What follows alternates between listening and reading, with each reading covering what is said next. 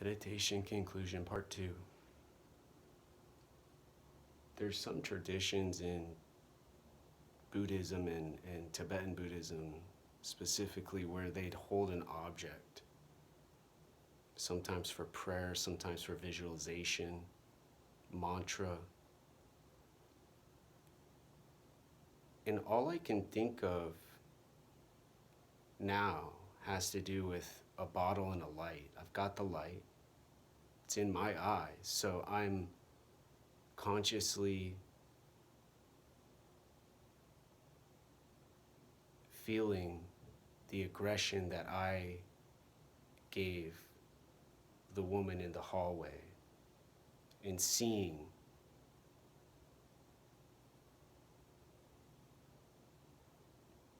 the light, moving it to get it closer to me, making it bigger so I really see the light. And so then you get the glass bottle like in Tibetan Buddhism, so you get both. This was the problem.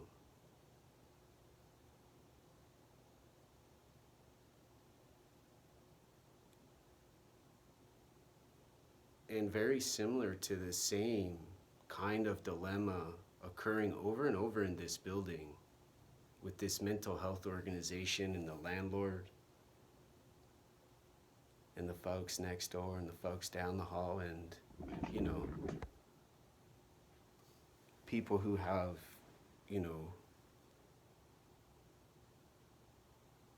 difficulties with rules like being quiet right now, it's early in the morning, get closer to the video and not be so outspoken so someone hears me talking in my home.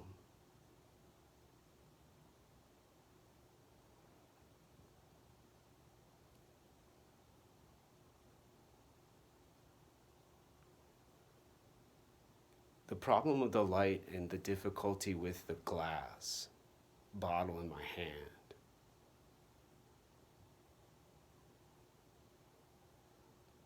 has to do with the interaction between these two objects and the world.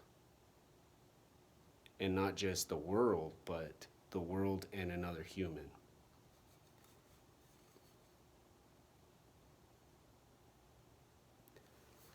Dropping the objects like I just did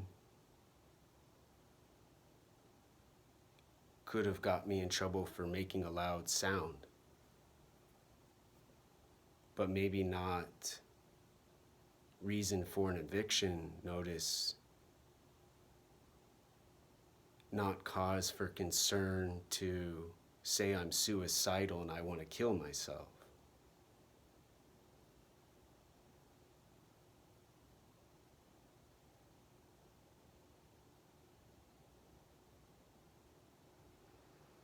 And so then how does not only a Buddhist, how does anybody with a mind and a brain and a body willing to take the time to hold the object and to stare at the problem, the light,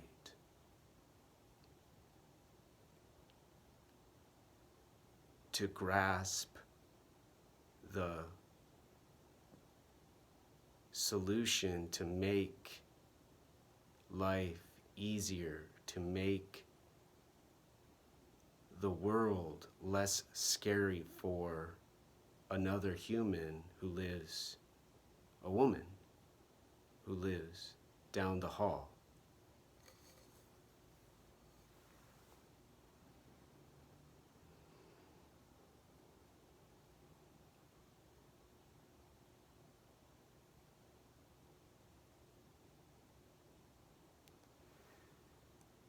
The brain and the mind can go all the way to the top. They called it, from what I remember, the circle of Willis. And the blood starts to just move around, and then the brain gets the energy, the nutrients, the fluids. required for it to be alive, healthy, active, and thinking and having thought.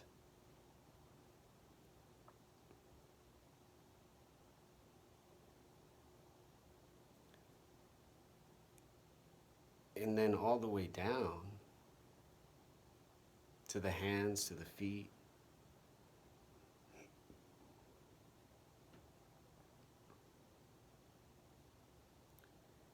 And holding an object and another object, the light, the bottle, and going down, and then,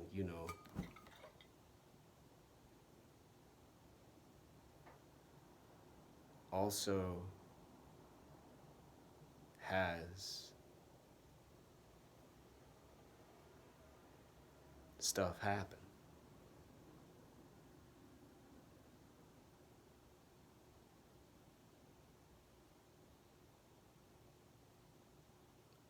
And people and neighbors and police and landlords and mental health organizations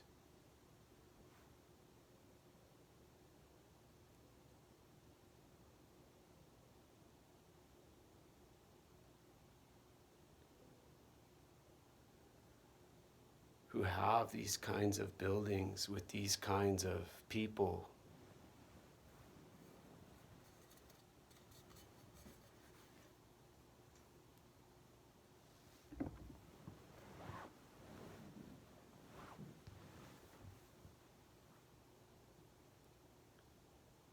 have problems, difficulties, confusion, and a lot to do. Police have places to keep people safe, to keep light out of eyes, knives out of people's stomachs, and guns out of people's brains.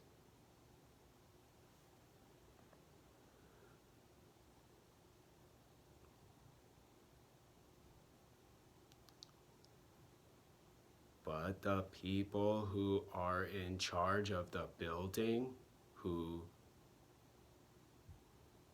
keep on saying, I need to go slower, I need to go slower, I need to go slower, I need to be more quiet, I need to be more quiet, I need to be more quiet, I need to be more quiet, I need to follow the rules, I need to follow the rules, I need to follow the rules, I need to follow the rules, aren't taking the same time to see the slowness, hear the calmness with my voice early in the morning, over and over and over, with the previous videos of the thumping and the hitting and the strange, odd, and out of place sounds spontaneously occurring. Normal living.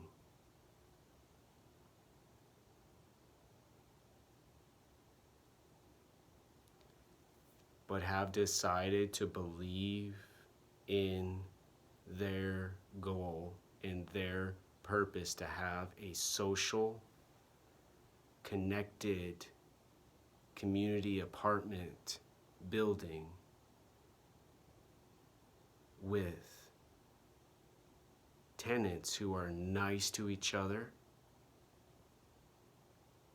with tenants who follow their rules in place for sound, such as quiet times from 10 at night to 8 in the morning, and requiring social worker visits, requiring effort, not just some place to go do some booze and some drugs and smoke cigarettes and, mess with people. Pay attention, have awareness, and just keep track.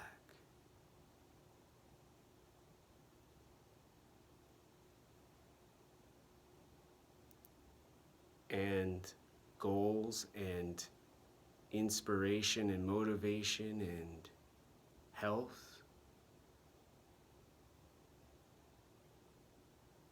are extraneous.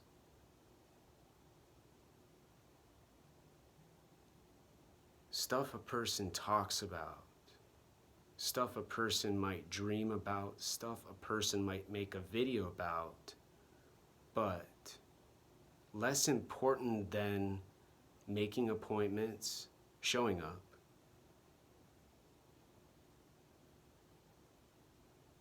catching someone red-handed, like with a light in their hand and a bottle, who are working their heck gosh darn body off of their brain and mind.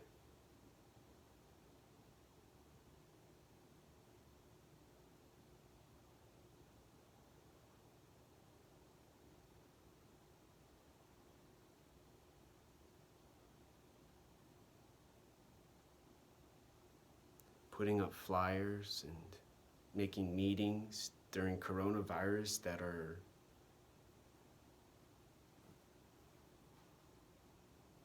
including high-risk older people, and I have to make a decision. Okay, I had flu, I don't know, I could have coronavirus. I didn't have anyone help me. I couldn't figure out. I still don't know. I had to wait almost 2 weeks to get a phone call from my social worker to get offered the description on the voicemail. I'm offering you, she said, an appointment. Call me back if it doesn't work. And now she lives here and manages the property. So now there's a few choices to be made. She evicts me.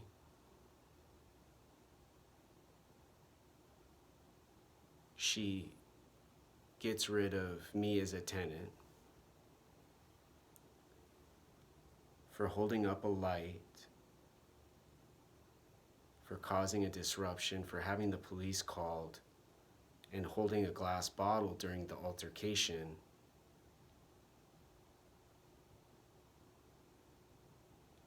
With video footage.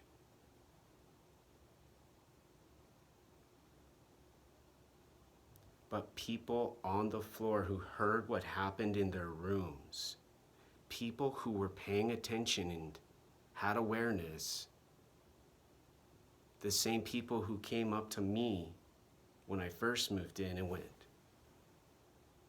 and then said I wanted to kill the whole building. The same people who go over to Steve and says, I'm gonna fuck you up the next time I see you. Who goes and smokes the cigarette in front of the office and carries the Pabst Blue Ribbon around and doesn't care about the thumping, loud, raunchy music all night long on his wall from the woman next door.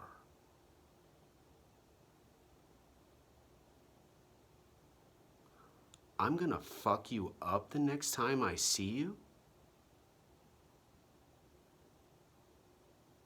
And me, a light, confusion, a glass bottle. Drop it? Oh gosh. Was I throwing it at her? Okay, put it down, look down. Okay, look at the floor. And attention, it's almost 15 minutes.